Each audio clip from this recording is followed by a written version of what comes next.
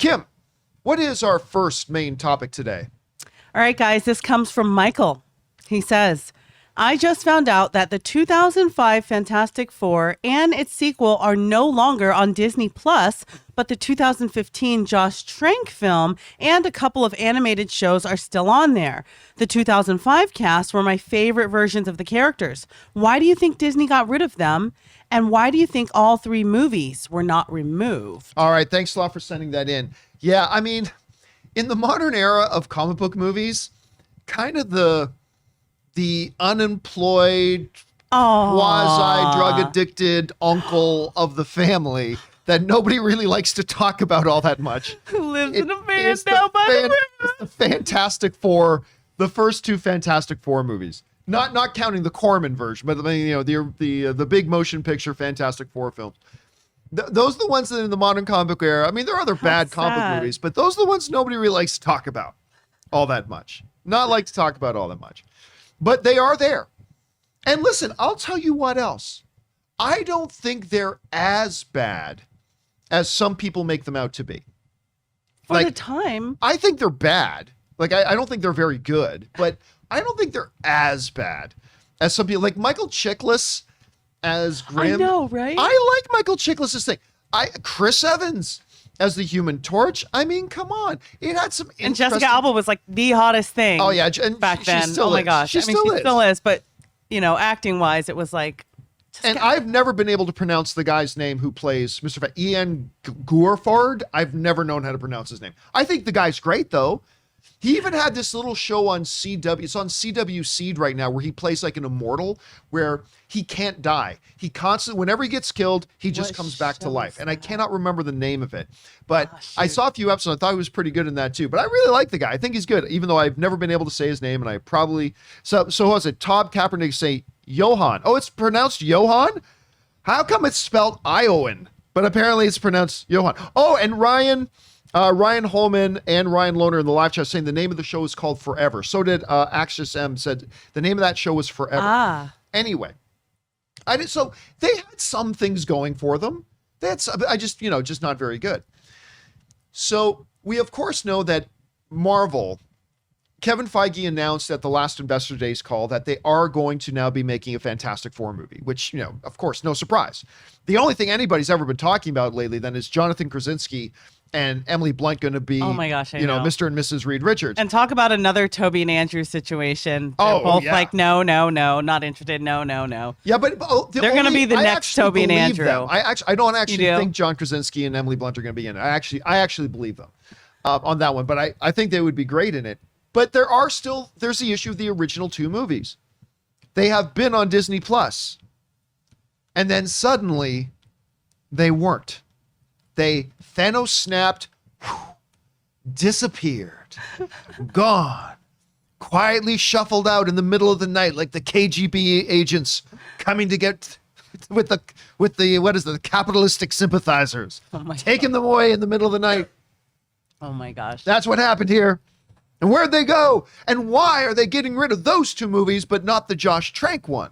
Again, another one that I don't think overall is very good, but is better than some people think. Like, as a matter of fact, I remember when I went to go see the first press screening at the Fox lot. Mm-hmm.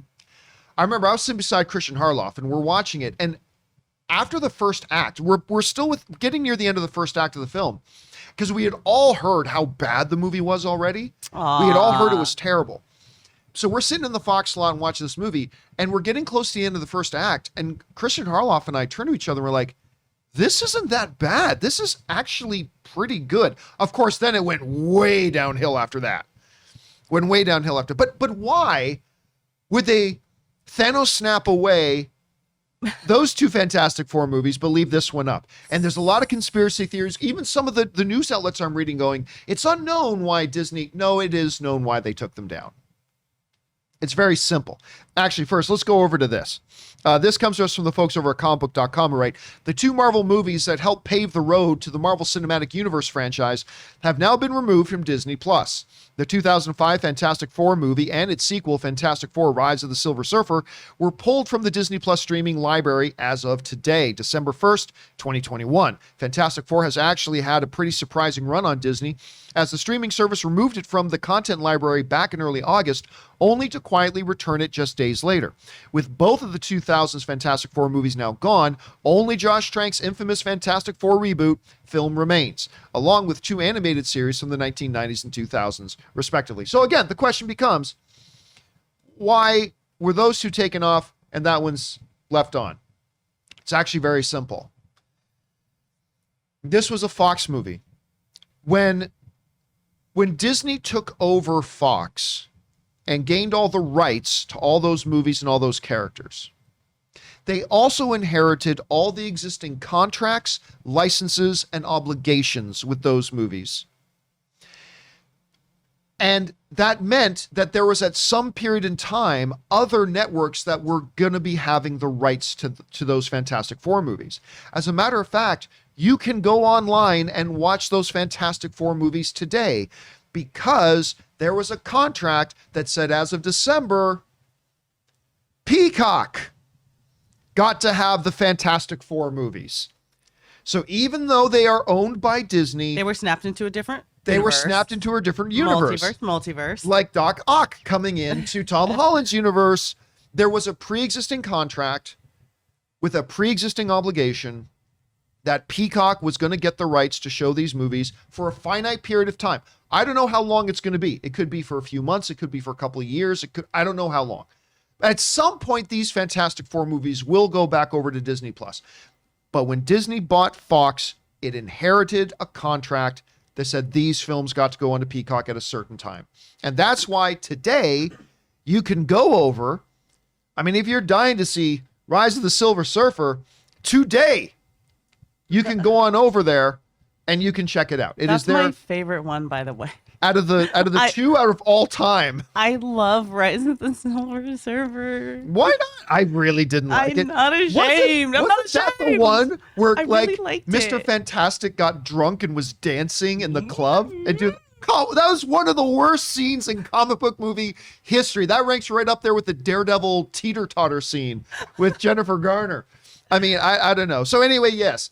For everybody who's been asking, why did they suddenly disappear? It was a contract issue, and they are online right now over on Peacock for a finite period of time. How long, we don't know right now, but at some point they'll be back on Disney+. But if you really itch it to join up with Kim and watch Fantastic Four: Rise of the Silver Surfer, you got an out. You can go over to Peacock. Anyway, guys, have you been feeling the loss of those two Fantastic Four movies on Disney+? Yes, no, whatever. Whatever you guys are feeling, jump down into the comment section below and let us know your thoughts.